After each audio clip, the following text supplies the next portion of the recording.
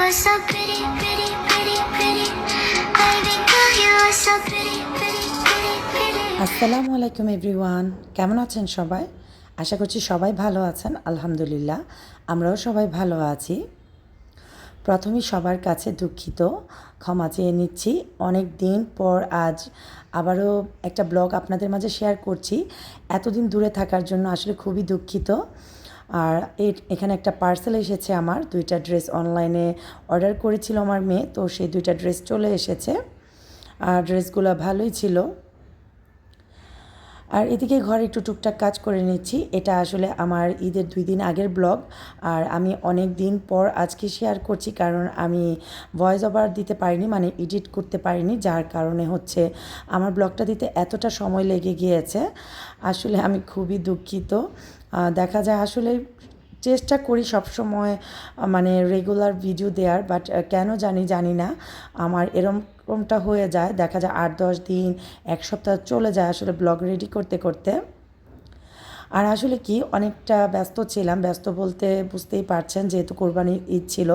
আর ঈদ করে তারপর আবার আমাদের একটা বিয়ের প্রোগ্রাম ছিল, তারপর হচ্ছে আমি আমার বাবার বাড়িতে চলে এসেছি, যার কারণে হচ্ছে এতদিন লেট হয়ে গিয়েছে আমার ব্লগটা আসলে আপলোড করতে করতে। তো সবাই প্লিজ ক্ষমা সুন্দর দৃষ্টিতে দেখবেন। আর আশা করছি আমার এই পুরো ভিডিওটা আপনাদের কাছে ভালো লাগবে। তো সেই জন্য অবশ্যই ধৈর্য ধরে আমার শেষ পর্যন্ত পুরো ভিডিওটা দেখতে হবে। আর এই তো আমি হচ্ছে রোজা ছিলাম, যার কারণে ভাবলাম যে একটু মিল্কশেক বানিয়ে নিই, তাই একটু আমের মিল্কশেক যেটা আর কি সেটা বানিয়ে নিচ্ছিলাম। টক দইও দিয়েছি সাথে, গুঁড়া দুধ, চিনি এই আর কি দিয়ে তারপর হচ্ছে আমি একটা জুস তৈরি করে নিচ্ছি। এইভাবে খেতে খুবই মজা হয় আর কি জুসটা। আর যারা আমার পাশে এখনও আছেন তাদেরকে অনেক অনেক ধন্যবাদ। আর আমার চ্যানেলটাতে যারা এখন নতুন আছেন, রিকোয়েস্ট রইল যেন আমার চ্যানেলটা সাবস্ক্রাইব করেন। আর যারা অলরেডি কাজটা করেছেন তাদেরকে অসংখ্য ধন্যবাদ। আর এইদিকে দেখছিলাম আকাশটা অনেক ভীষণ খারাপ করছিল, মানে একটু একটু কালো হতে হতে একদম কালো হয়ে যাচ্ছে। আর এত বাতাস, আর আকাশটা মনে হচ্ছে এক মুহূর্তের মধ্যে যেন রাত হয়ে যাচ্ছে। আসলে কিন্তু এখন বিকেল, বাট মনে হচ্ছে রাত হয়ে যাচ্ছে। একদম ঝড় বৃষ্টি মানে নেমে যাবে এমন একটা, মানে তুফান হবে এরকম অবস্থা আর কি। মনে হয় অন্য কোথাও বৃষ্টি হচ্ছে, যার কারণে এখানে এত বৃষ্টি হচ্ছে। হঠাৎ করে এরকম কালো হয়ে একদম বৃষ্টি নেমে পড়েছে।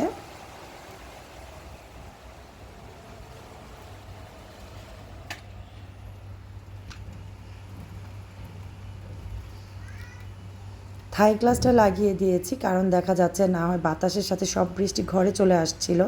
আর এই তো রুমেরও, বেডরুমের জানালা টানালা সব কিছু লাগিয়ে দিয়েছি। অনেক বেশি জোরে বৃষ্টি হচ্ছে।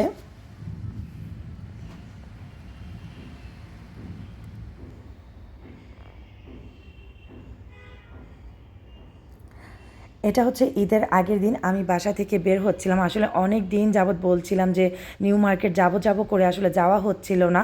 তো ভাবলাম যে আজকে যাই আর কি। তো গরুগুলোও দেখা হয়নি, আমাদের গরুগুলোও দেখছিলাম। আর আমি তো ভয়ে যেতেই পারছিলাম না, পুরো লাইন জুড়ে গরু রাখা ছিল, যার কারণে আমি যে বের হব মানে খুব ভয়ে ভয়ে বের হয়েছি, মানে অনেক কষ্টে।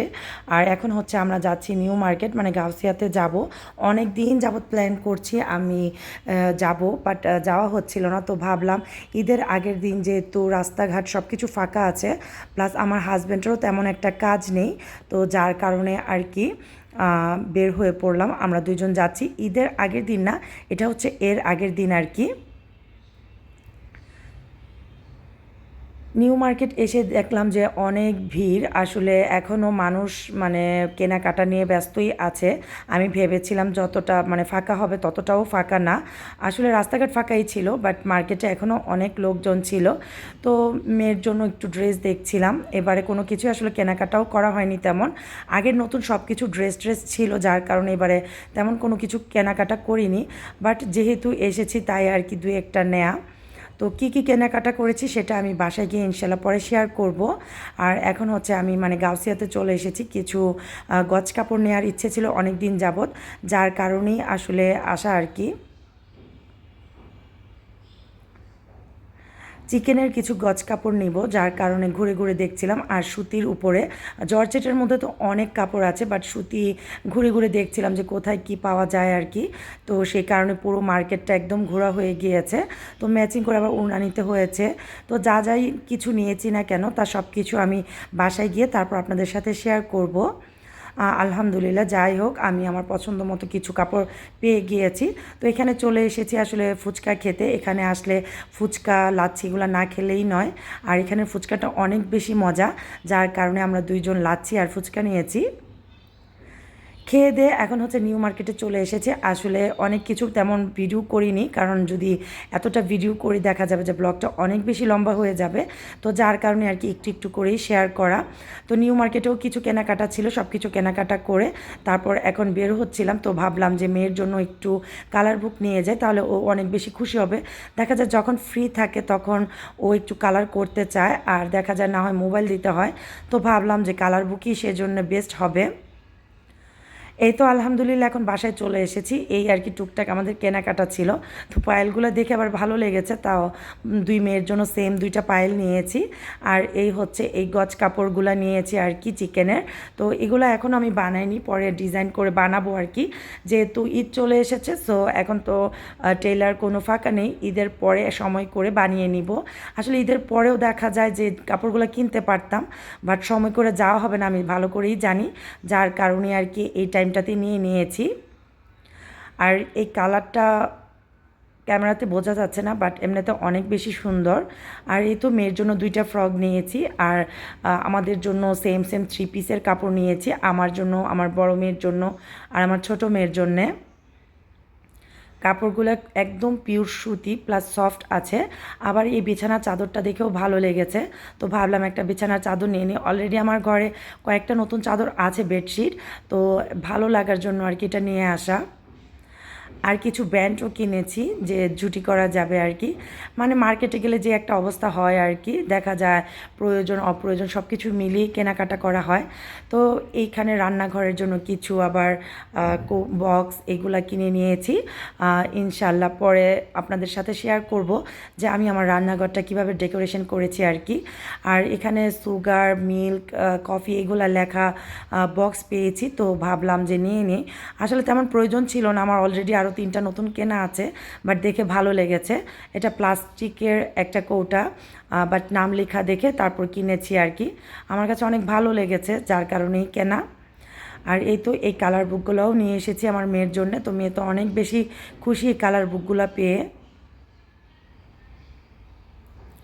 দেখা যাবে ওর ফ্রি টাইমগুলো এখন কালার করতে পারবে আর কি।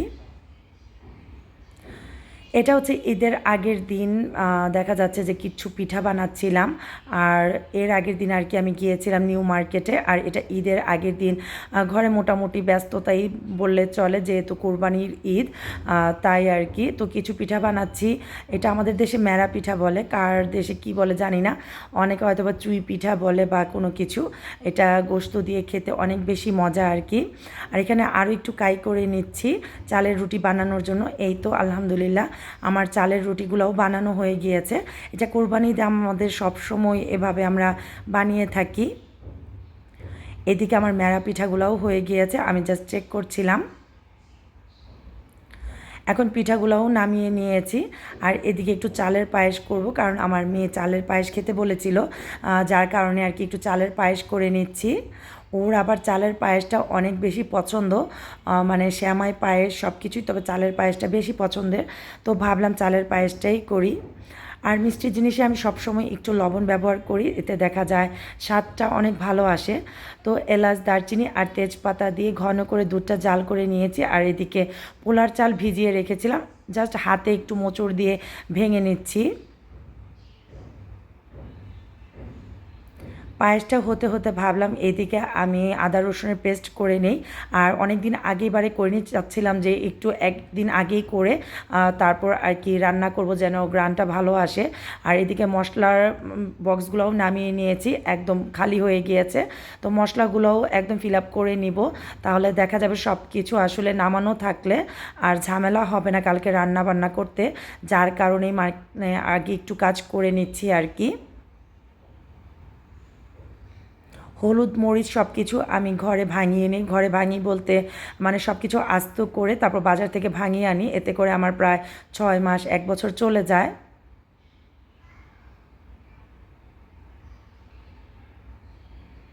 নিজের হাতে ভাঙিয়ে নিলে কালারগুলো অনেক বেশি সুন্দর হয় আর ভালো সেটার গ্যারান্টিটা পাওয়া যায়, যার কারণেই আর কি একটু কষ্ট হলেও ভাঙিয়ে নেই। আর শুকনা মশলাগুলোও এখন ঢেলে নিচ্ছি, সব কিছু যেন আমার হাতের নাগালে থাকে, যার কারণে আর সব কিছু আজকে রাতেই করে নিচ্ছি যেন কালকে কোনো কিছুই ঝামেলা না হয়। তো মশলা টশলা সব কিছু আমি বক্সে করে এখন গুছিয়ে রাখছি, কালকে জাস্ট রান্নার আগে আমি বের করে নিব। আর এদিকে আমি আদা রসুন সব কিছু পেস্ট করে নিচ্ছি। আদার মধ্যে আমি এখন হচ্ছে একটু বেশি করেই লবণ দিব আর হচ্ছে সয়াবিন তেল, এতে করে দেখা যাবে যে আমি ডিপ ফ্রিজে রাখলেও মানে আদাটা হচ্ছে বরফ হবে না, ইজিতে বের করা যায়, যার কারণেই হচ্ছে এভাবে করা। তো আমি এক এক সময় এক একটা প্রসেস ব্যবহার করি আর কি, প্রসেসে করে থাকি। দেখা যায় অনেক সময় কিউব করে রাখি, আবার অনেক সময় এভাবেও করি। লবণ আর তেল দিয়ে করলে দেখা যায় বরফ জমে না, যার কারণে ইজি হয় আর কি বের করতে।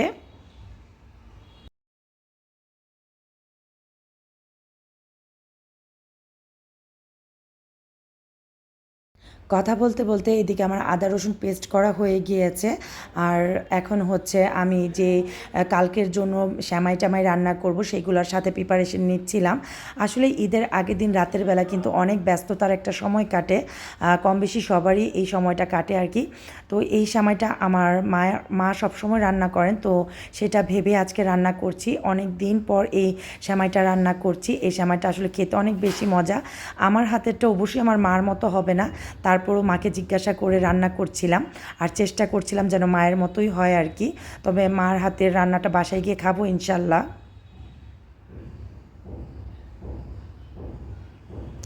এটা হচ্ছে সেমাইটা ভেজে ভাপ দিয়ে তারপর হচ্ছে চিনি আর নারকেল দিয়ে রান্না করছি ঘিয়ের উপর। আর এই সেমাইটা আসলে অনেক বেশি মজা। তো যখনই পানিটা একদম ড্রাই হয়ে যাবে তারপর নামিয়ে নিব। আর এই সেমাইটা হচ্ছে শুধু কনডেন্স মিল্ক দিয়ে, লম্বা সেমাই যেটা সেটা ভেজে কনডেন্স মিল্কের সাথে মেখে আর কি নামিয়ে ফেলেছি। এটাও অনেক বেশি মজার, আমার মেয়ে অনেক বেশি পছন্দ করে। আর এদিকে হচ্ছে কিছু পুলি পিঠা ভিজাবো, যার কারণে গুড় দিয়ে দুধটা জাল করে নিচ্ছি। এই তো কিছু পুলি পিঠা বানিয়ে নিয়েছি, নারকেল পুলি, আর কিছু হচ্ছে মোটা মোটা করে হাতের সেউর মতো বানিয়ে নিয়েছি।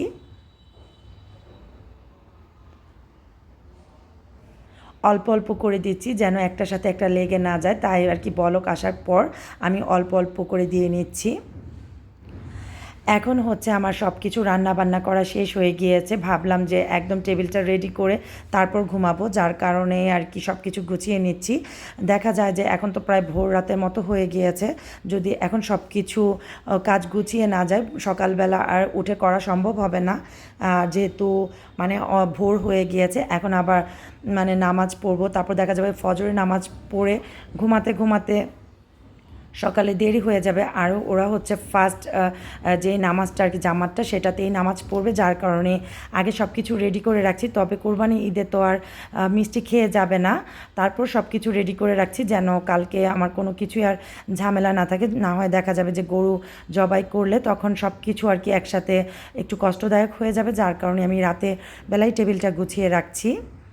আর দেখা যাবে হয়তোবা আবার কালকে আবার ব্যস্ততার মধ্যে আমি কোনো কিছু ভিডিও করতে পারবো না, যার কারণে আর কি আজকে গুছিয়ে রেখে আমি আমার ভিডিওটাও কমপ্লিট করে নিচ্ছি। সেমাইটা একদম ঠান্ডা হয়ে শক্ত হয়ে গিয়েছে, এখন জাস্ট আমি ছুরি দিয়ে কেটে যে বাটিতে সার্ভ করব সেটাতে রেখে দিচ্ছি। এটা হচ্ছে পুলি পিঠাটা, দুধ পুলি যেটা, আর সাথে কিছু হাতের সেও দিয়েছি। আর এটা গুড় দিয়ে করে খেতে বেশি মজা হয়। তো চাইলে চিনি দিয়েও করা যায়, বাট আমি যেহেতু চিনির পায়েস করেছি তাই এটা গুড় দিয়ে করেছি। আর এটা হচ্ছে চালের রুটিটা, তো এটাও আমি যে পাত্রে সার্ভ করব সেটাতে রেখে দিচ্ছি। ম্যাড়া পিঠাগুলোও একটা মাটির হাঁড়িতে নিয়ে নিচ্ছি। তো সব কিছু এখন আমি বাটিতে বাটিতে করে রেখে দিচ্ছি, জাস্ট সব কিছু ঢেকে রেখে দিব আর কি। আর এখন হচ্ছে আমি টেবিলটা একটু প্রথমে গুছিয়ে নিচ্ছি, পরিষ্কার করে নিয়েছি।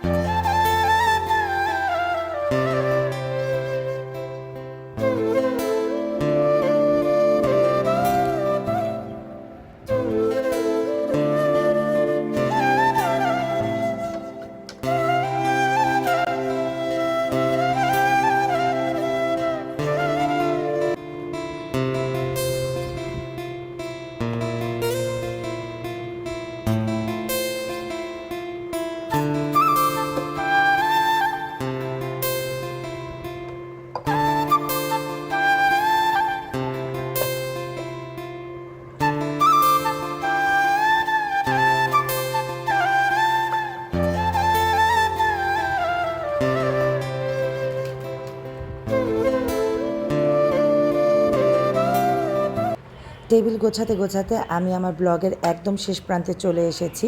আমি একদম সব কিছু হাতের নাগালে টেবিলের উপর রেখে দিচ্ছি। আমি যদি দিতে পারি তো দিব, আর না হয় যে কেউ যেন সব কিছু নিজের হাতে নিতে পারে, সেই জন্য আর কি সব কিছু আমি টেবিলের উপরে দিয়ে রাখছি যেন কারো কোনো ঝামেলা না হয়।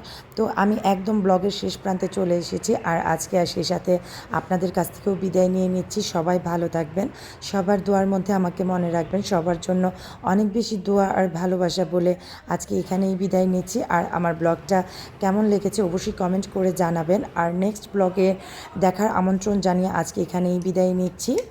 আল্লাহ হাফেজ।